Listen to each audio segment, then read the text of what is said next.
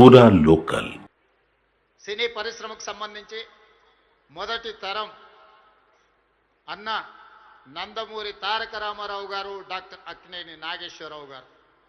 రెండో తరం కృష్ణ గారు, శోభన్ బాబు గారు, కృష్ణం రాజు గారు.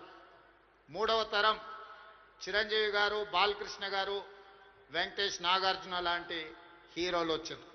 ఈనాడు నాలుగో తరం సినీ పరిశ్రమ ఇక్కడ ఉన్నది.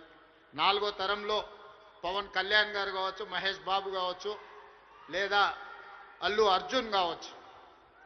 మీరందరూ ఈనాడు తెలుగు సినీ పరిశ్రమకు నాలుగో తరం ప్రాతినిధ్యం వహిస్తున్నారు.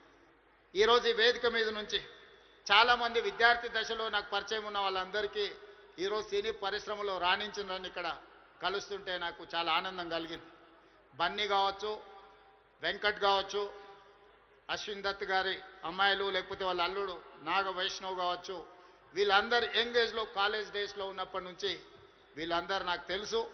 ఈరోజు గొప్ప డైరెక్టర్లుగా, గొప్ప నటులుగా, గొప్ప ప్రొడ్యూసర్స్గా నవీన్ ఎర్నేని లాంటి పెద్ద ప్రొడ్యూసర్స్ అందరూ కూడా మా యువమిత్రులందరూ ఈరోజు ఈ పరిశ్రమలో రాణించడం, ఈరోజు వాళ్ళందరినీ వేదిక మీద నుంచి అభినందించడం చాలా సంతోషకరమైన సందర్భం.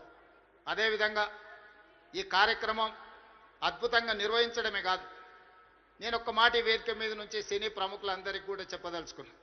రాష్ట్ర ప్రభుత్వం కఠినంగా కనిపిస్తుంది, కానీ మిమ్మల్ని అభిమానంగా చూసుకుంటుంది, మీ అభివృద్ధికి 100% తోడ్పాటును అందిస్తుంది.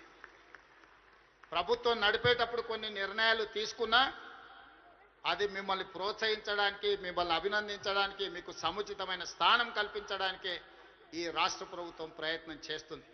ఈరోజు ఈ వేదిక మీద నుంచి తెలంగాణ రైజింగ్ 2047కు ఒక ప్రత్యేకత ఉన్నది. ఈ దేశానికి స్వతంత్రం వచ్చే 100 సంవత్సరాలు 2047లో మనం పూర్తి చేసుకోబోతున్నాం.